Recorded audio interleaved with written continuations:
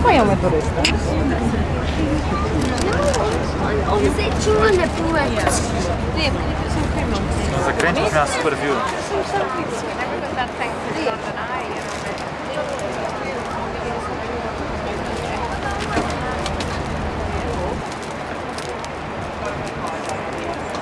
We're going to head just up to the end of the Houses of Parliament, then all the way down the river. Have a look at Tower Bridge and the Tower of London before returning back to Waterloo Pier. So as we set off here, we're going under Westminster Bridge. We found today that lots of people are in a waving mood, so if they wave at you, you have to wave back. It's the law on the river, I'm afraid.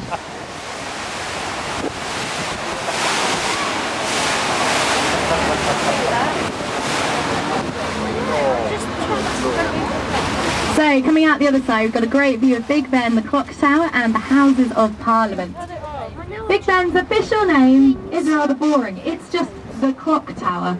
But Big Ben refers to the 14-ton bell that you find inside of there. You hear it chiming every hour. The Westminster chimes are heard on the quarter and half hours. And the Clock Tower has actually held the country's time for over 150 years now. A man named Benjamin Hall helped to design this bell, and he was known to be rather large. His colleagues thought he resembled the bell. Yes, so that's where the name Big Ben has come from. It's stuck ever since. Joined onto it, we've got the House of Parliament split into the House of Commons and the House of Lords. The House of Commons has a green interior, House of Lords has a red interior, and you can see the two awnings outside matching up to the houses there. That's where the MPs tend to drink in the summer months and have dinner, have parties, things like that. One of the cheapest pints in London you'll find in the bar there. It's only 70p. So now we know where they disappear to on their lunch breaks. Running along the side of the building you can see lots of coats of arms carved into the edge there. Now they represent every aristocratic family in the country. And on the panel just below there, just below the set of windows, you can see some letters, and that's actually the Lord's Prayer written in Latin. That was placed there to ward off any evil spirits, although a lot of people aren't sure it's working. Just at the end here, the little turret with the steps running down to the water is known as Black Rod's Steps and Black Rod's Tower. And this is where anyone who'd been tried in the Palace of Westminster and been found guilty would be led to a waterman's boat, and that would lead them all the way down, of course, to the Tower of London to be beheaded.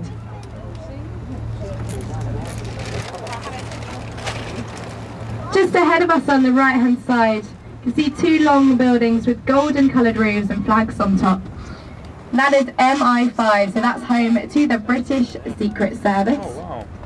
Just a bit further up the river you come to MI6, just on the other side from that. It's in front of those step-like green glass buildings, if anyone could just about see up there today. On the right-hand side, we've got Lambeth Bridge. You can see it's coloured red, Westminster coloured green. Again, it matches up to the two houses in the House of Parliament. And they coloured it in this way because they were so worried about corruption. They made the MPs from the two separate houses enter by separate bridges in the morning, so they never ever mixed.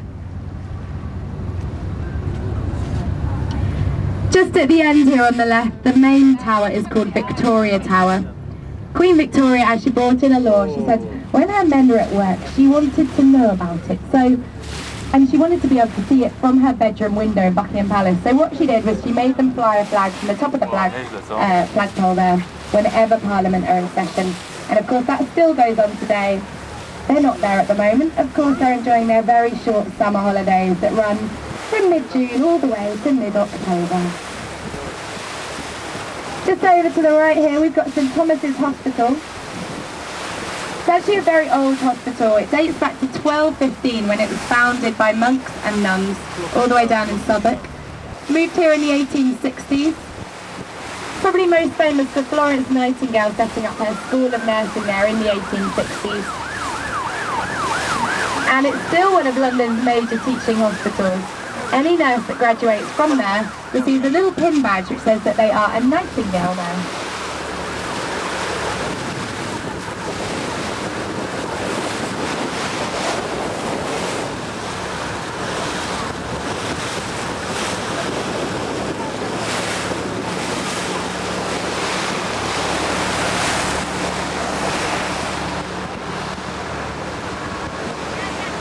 the law. You have to wait like.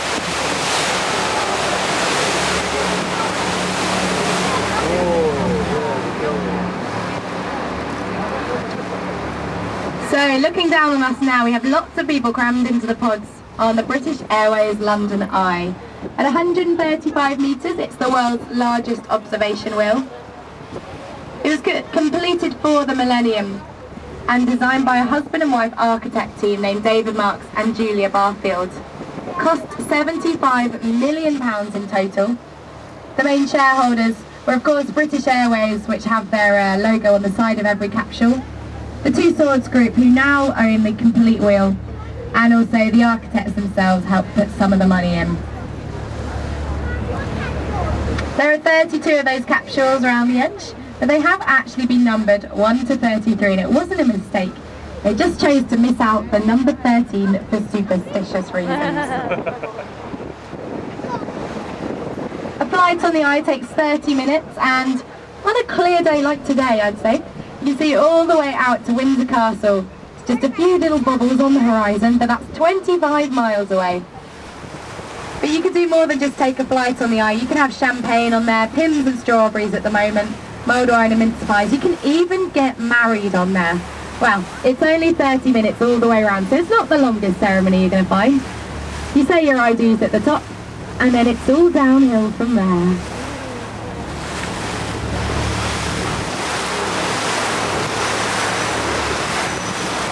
Just up ahead of us, we've got the Queen's Golden Jubilee footbridges, and they're either side of Hungerford Railway Bridge. You can just see a few trains at the end on the left-hand side at the moment.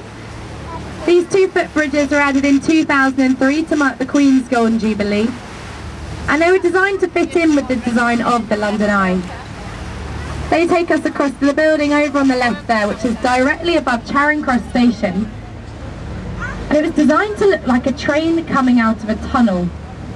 I think it looks a bit like an old-fashioned steam train, although personally I think it looks more like a jukebox, especially at night when it's all lit up.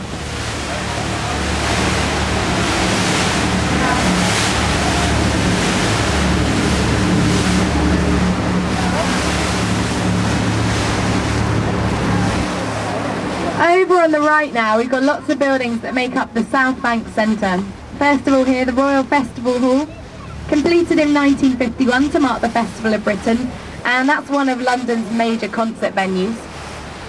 Just next door, the Queen Elizabeth Hall, the Purcell Room. Just behind that is the Hayward Gallery, and you might have noticed lots of men standing on the top of the buildings around here. Well, this is part of the exhibition that's just finished at the Hayward Gallery, but they've still got the statues on the top. It's an exhibition by Anthony Gormley. He placed 29 bronze statues of himself. A bit of an ego trip, we thought, but it was fun looking at them all the same. Just ahead of us, we've got Waterloo Bridge. It's a bridge that actually has been nicknamed Ladies' Bridge. And that's because during World War II, when the majority of the men were out of the country fighting, the women made up the major workforce for the bridge. And they thought of everything as only women could. They even built it out of a self-cleaning stone. Cleans itself whenever it rains. But I don't think they thought of the bit just underneath here where the rain doesn't get to.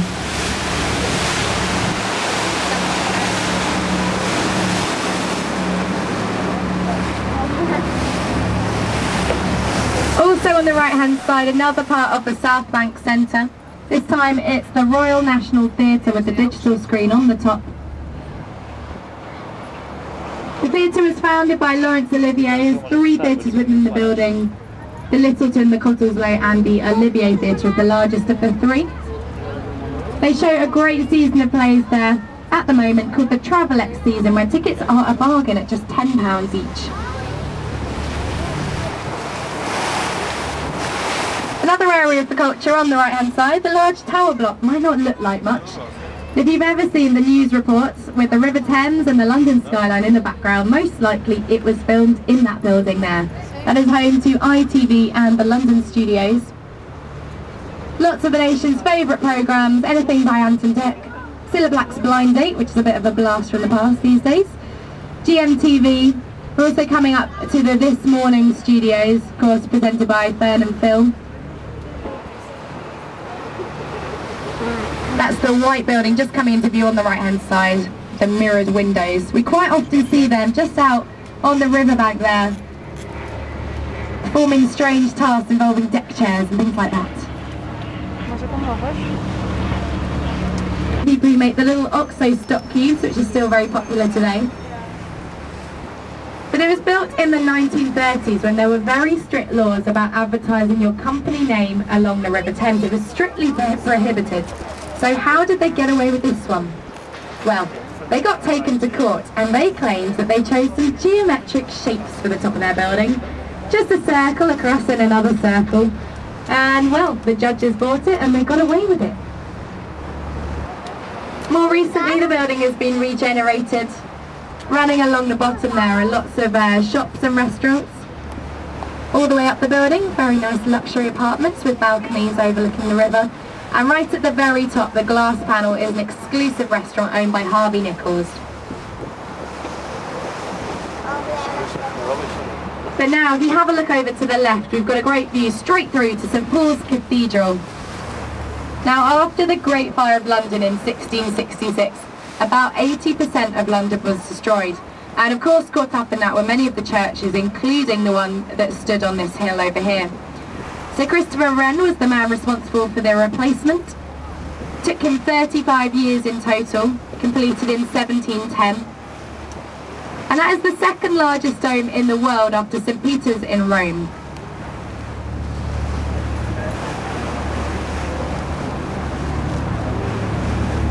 The next set of bridges, these are the Blackfriars Bridges, and they get their name from a Dominican friary that used to stand over to the left-hand side here, and the monks all wore black robes, hence the name Blackfriars. Even on the outside here, the little columns, these are supposed to look like pulpits, so another religious theme, and you've got birds carved onto the top of them. On this side you've got land birds, on the other side, as we're facing out to sea, you've got seabirds.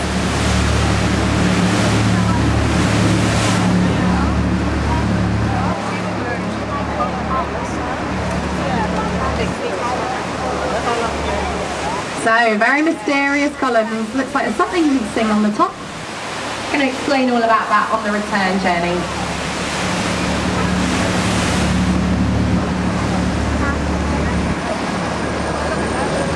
So it's hard to miss it. On the right hand side here, the 325-foot chimney of the Tate Modern Art Gallery. Formerly Bankside Power Station, it was designed by a man named Sir Giles Gilbert Scott, who also designed Battersea Power Station you find up the river in the other direction, and on a slightly smaller scale the little red telephone boxes you see all around London. Of course, the building was reopened in the year 2000, housing a world-class collection of art right from the 1900s to the present day. And the main exhibition is free, so it's well worth going to have a look around.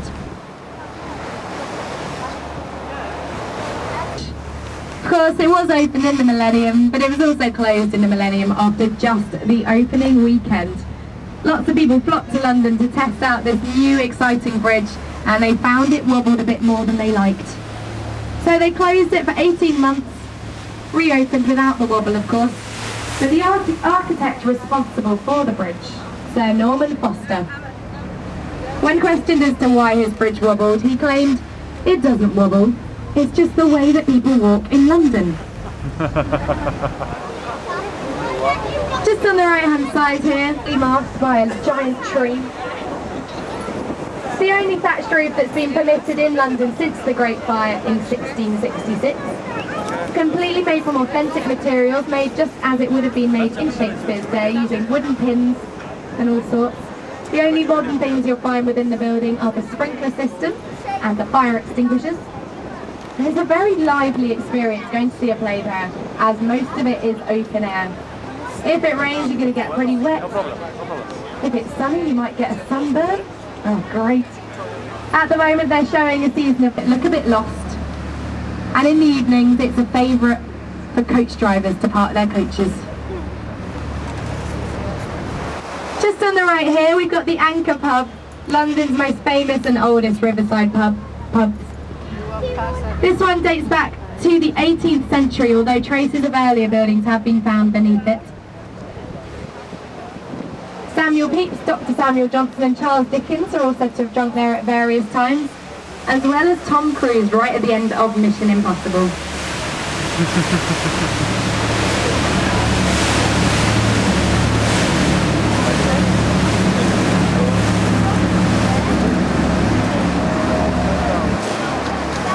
Just over on the right here, in the gap between those buildings, on this ship, returning 3 years later with £25 million worth of treasure which he'd apparently stolen.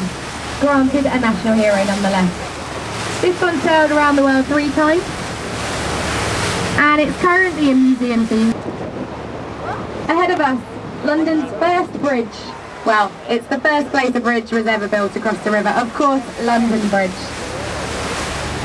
The original was built in Roman times, was covered in houses, and rather gruesomely, the severed heads of the executed people from the Tower of London. This bridge dates back to 1971, but the Victorian bridge was sold to an American developer, and he paid £1 million for it.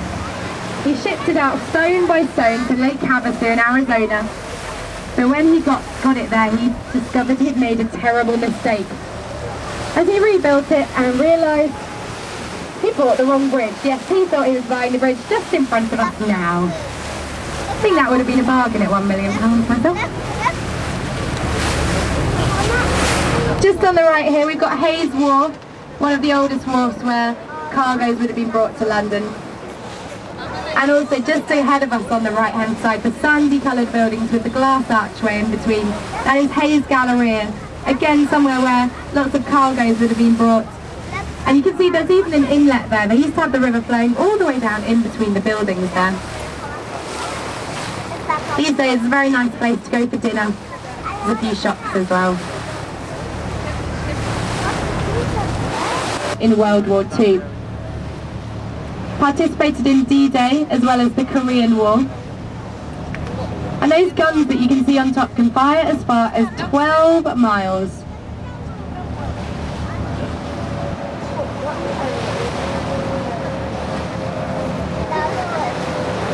These days it's part of the Imperial War exhibition. It's a big floating museum, so you can see lots of people on board having a look around.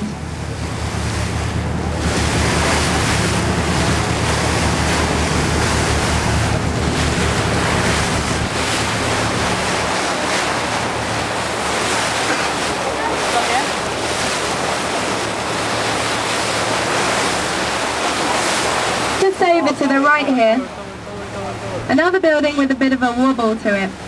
Again, another building designed by Sir Norman Wobbly Foster. This time it's called City Hall, home to the Mayor of London, Ken Livingstone, and the London Assembly. It's got lots of nicknames: the London Armadillo, the Beehive, Darth Vader.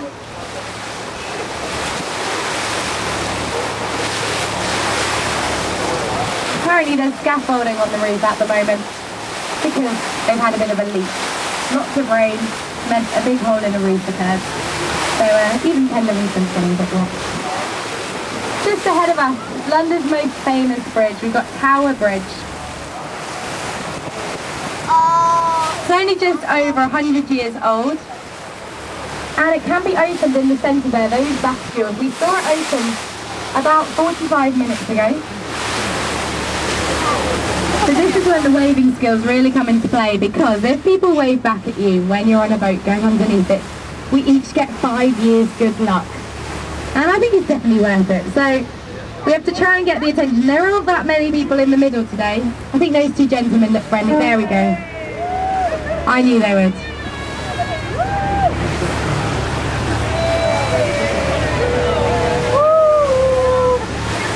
So there is a bit of a story that goes with that one. An old tale. This was the final bridge that the men travelling out to fight in the wars would pass under. And so all their friends and family gathered on the top, waved them off, wishing them as much luck as they could. But I think it still works for them. So you can see the river widens here. This is known as the Old Port of London. In 1914, London was the largest port in the world, and right up until 1939, it was the largest in Europe. So this whole area would have been crammed with boats and barges and ships. And believe it or not, you could cross the river just by hopping between them. They were that packed in. It used to take them months to ever get out to sea again.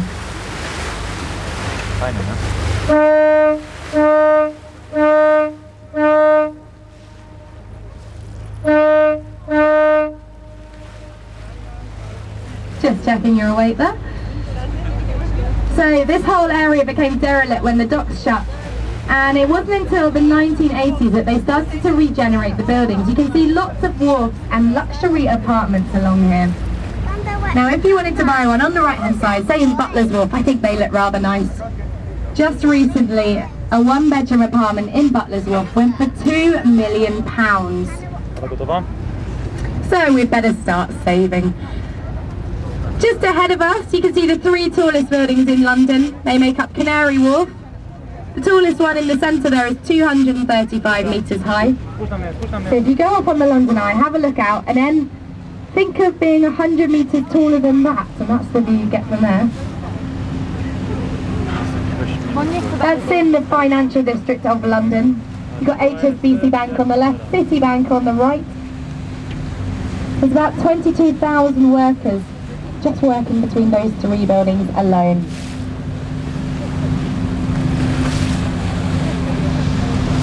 So as we turn around, have a good look at the building pretty much in front of us now, that brown building with the steps-like top to it, because it's won an award.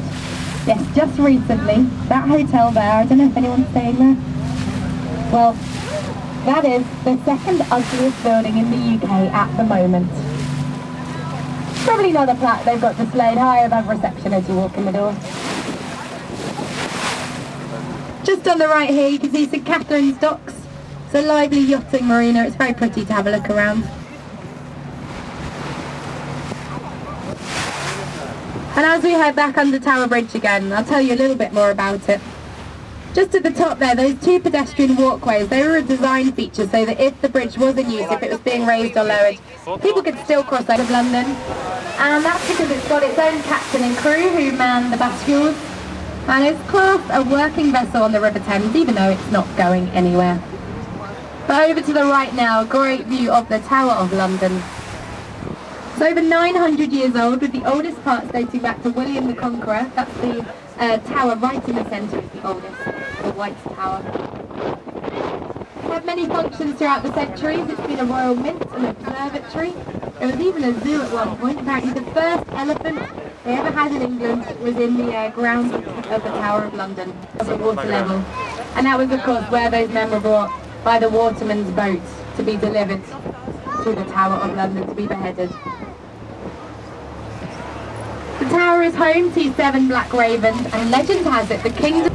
It was designed by Sir Christopher Wren to commemorate the rebuilding of the City of London after the Great Fire in 1666, and it's exactly 62 metres high, which is the distance from the base of the monument all the way to the baker shop in Pudding Lane where the fire first started. We'll get a better view of it in a moment in the gap between the buildings. Just on the right here, the blue glass, very modern building, home to the Hong Kong and Shanghai Bank and the National Window Cleaning Championships.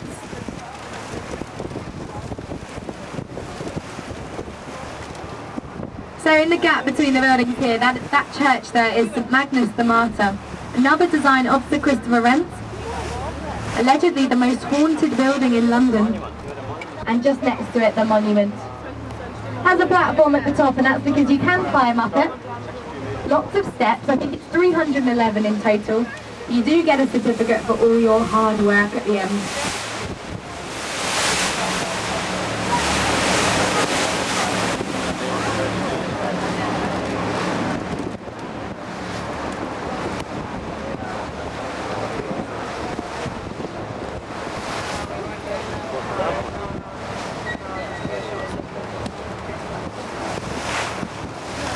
So just ahead of us, this next bridge, well, we can thank British Rail for the beautiful architecture of this one. Cannon Street Railway Bridge. But over to the right, that is Cannon Street Railway Station. Looks like there's something missing between the 2 brown towers, and of course there used to be a big glass domed roof. However, they were so worried about it being bombed during the war, so they took it off for safekeeping and moved it all the way to Wales. However, there's a bit of irony to the story, as of course the field in Wales was tragically bombed and the glass roof was shattered. Cannon Street Railway Station remained reasonably untouched, so all they have up there today, bless them, is a roof garden. Just over to the left, the glass building with FT on the top, that is the headquarters for the Financial Times newspaper. If you go just beyond that, you eventually come to a car park, and that is the original location of Shakespeare's Globe Theatre.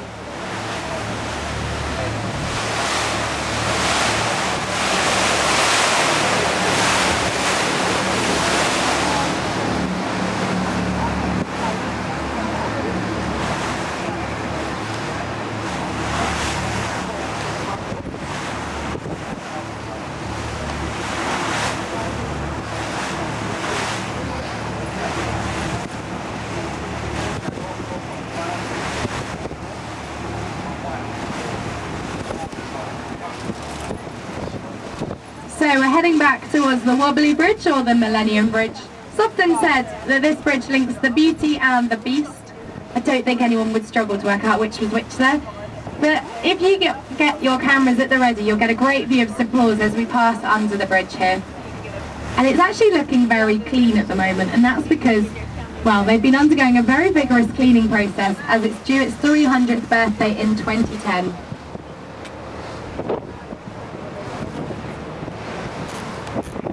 You'll also notice that around St Paul's there aren't many tall buildings.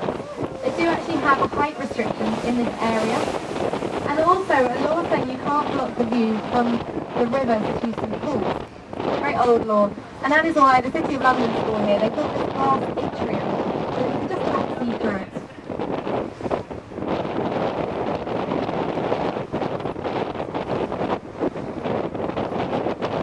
So we're heading back towards the Blackfriars Bridges and those mysterious red columns that we spotted earlier.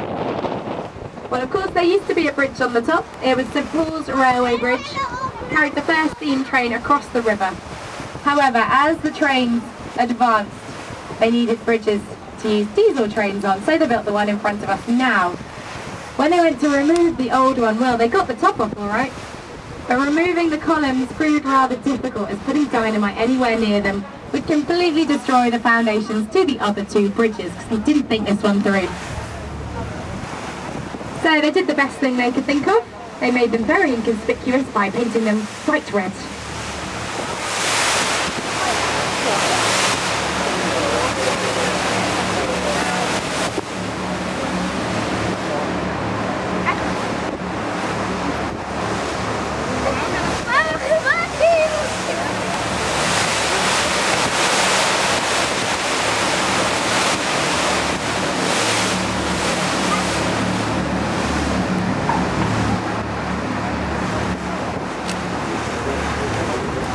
Just on the right here, the building with the green sloping roof. Well, we've had the new City of London School, but this is the original. This is the old City of London School. Just next door, the building that looks a bit like a church. It's actually a theology museum named Sion Hall. As a part of its collection, it has the first Bible ever printed in the English language. Just up ahead in the water on the right-hand side, this is the President's ship. It's permanently moored here now, and these days it's used mainly for parties and events on the river.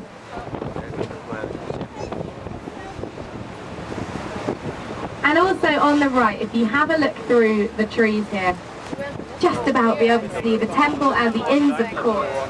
And these have been the offices for lawyers and barristers in this country for over 500 years.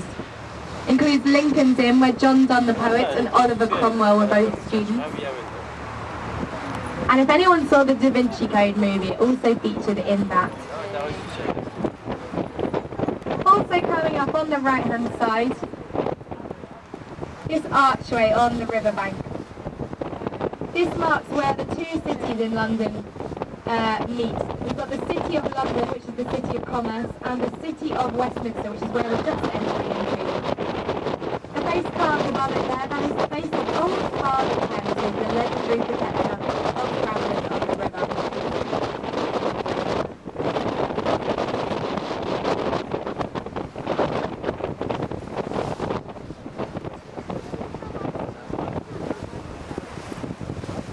Just up ahead of us on the right hand side, the long building with the green dome in the centre. This is Somerset House. It was built in the 1770s on the site of the Earl of Somerset's Renaissance Palace, and this building later became the Public Records Office, so all the births, marriages and deaths in the country were registered here.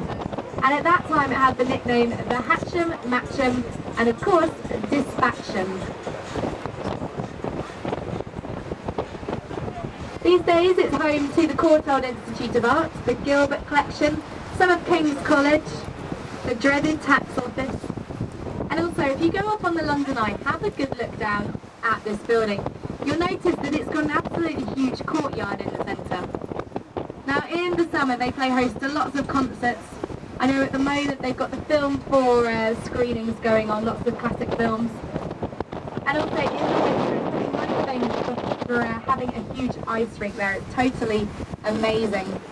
And if you want tickets, you usually have to book around now as it gets very booked up around Christmas time.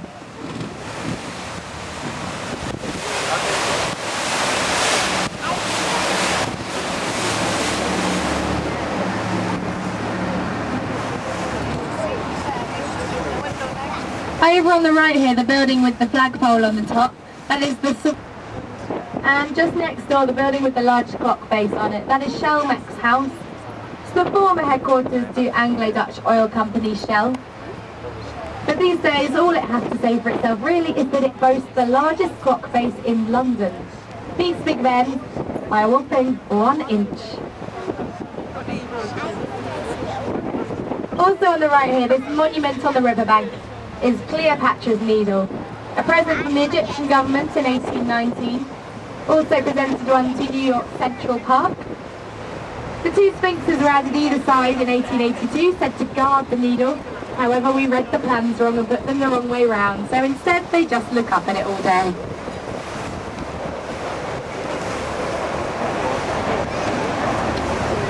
So it's your last chance to wave at strangers that you don't know on bridges if you enjoy doing that kind of thing.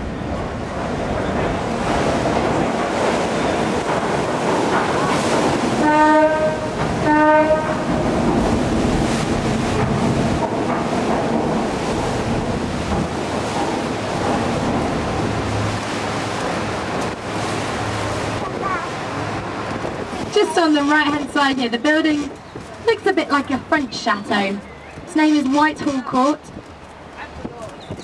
It was the home to the 19th century Liberal Party, with William Gladstone as the head. These days most of it is the Horse Guards Hotel. And just next door, the building with the green panels and all those flags on top, a very high-tech building. This is the Ministry of Defence, or MOD. It's often referred to as the iceberg because what you see above the ground is just a small fraction of the building. We've got 10 floors visible above the ground, but a further 20 are underground for security reasons, so 2/3 is completely covered up.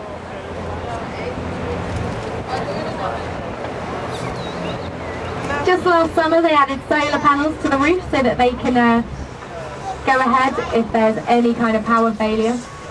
And just on the corner by Westminster Bridge, you can see that black building with all the turrets on top. That is known as Portcullis House, and it's the newest offices for the MPs after they ran out of space in Parliament. It was a very controversial building though. It was supposed to cost a mere £100 million worth of taxpayers' money, but of course they went over budget. Ended up costing a whopping £250 million. Apparently the biggest extravagances were the fig trees that decorate the courtyards. They had to have fig trees apparently. And also some of the wallpaper cost £1,000 per roll.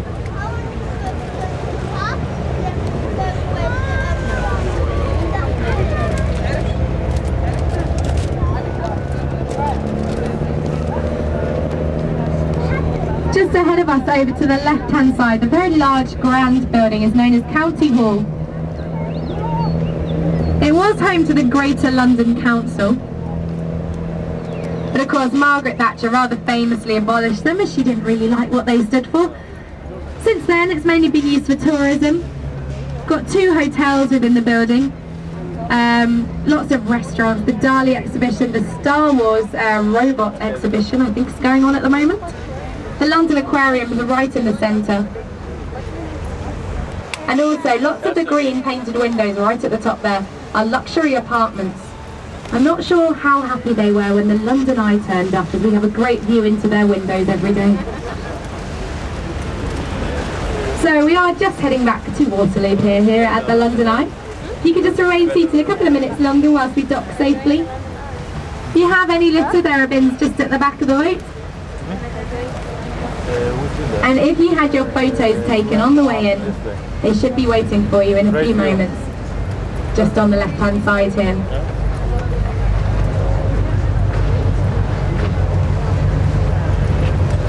So I'd like to say a big thank you on behalf of British Airways London Eye and Silver Fleetwood's River Cruises, all of us on board. I hope you have a lovely day in London. It's a great day, isn't it? Thank you very much, everyone. Thank you.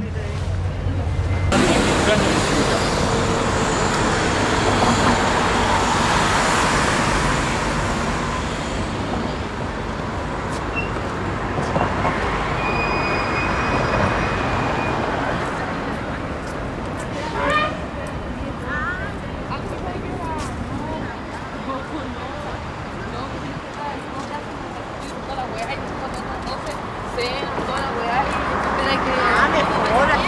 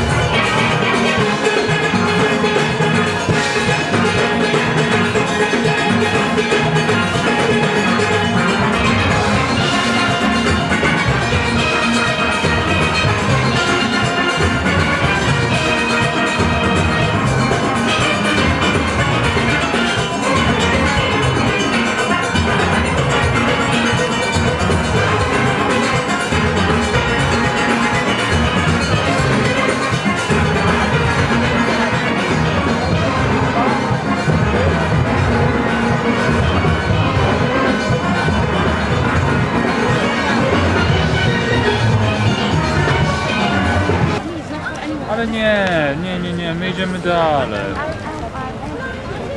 My prawdopodobnie chcemy iść przy czymś takim. Ja chcę pójść Gdzie chcesz pójść? Aż? tu. Dobrze. Daleko. Możemy się pójść tak. A chyba będzie łatwiej tak. Dobrze. Już, misiu. Thank you very much. Ty się przejęłaś funkcją. Dobra, chodź.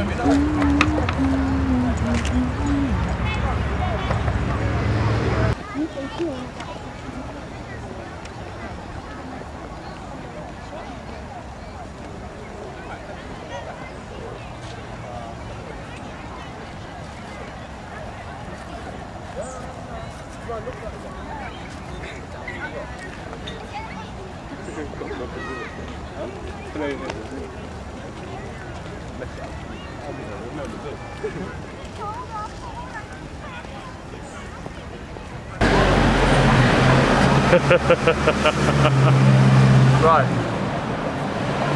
It starts. We sleek at Curin timorous beastie. Oh, what a panic's in thy breastie. Thou needna start to war say hasty, we bicker and brattle. I doubt no walls, but thou maun chase thee, we murder and pattle. But missy thou art know thy lane, improving foresight may be vain. The best laid schemes gang after glare and lay us no but grief and pain, for promised joy. Full stop. Bravo, bravo, bravo. For Auld Lang Syne, I'll take a cup and pass it round for Auld Lang Syne. That's it. That's all I can remember. There's a lot more to it, but that's all I can remember. Whole story. Can you remember any more? No. Dan, sing us a song.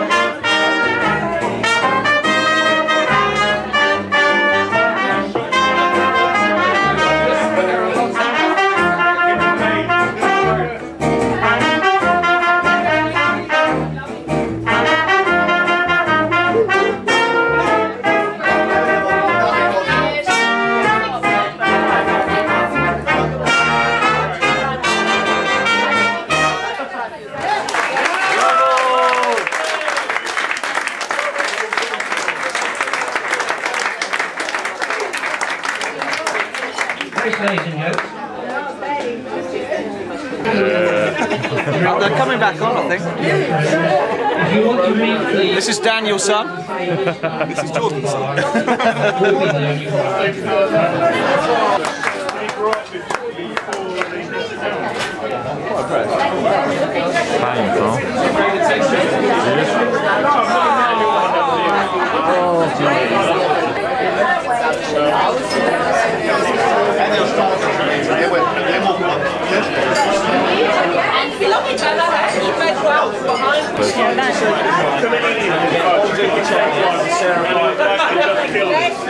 Brilliant. It's quite captivating.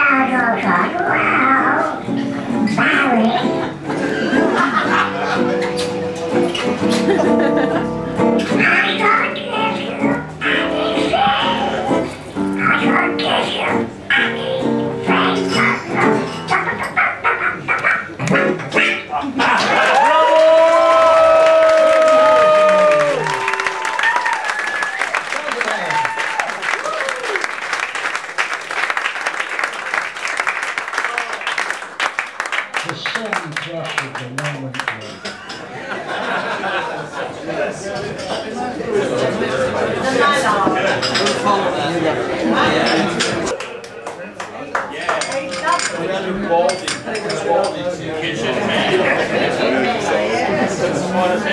Servants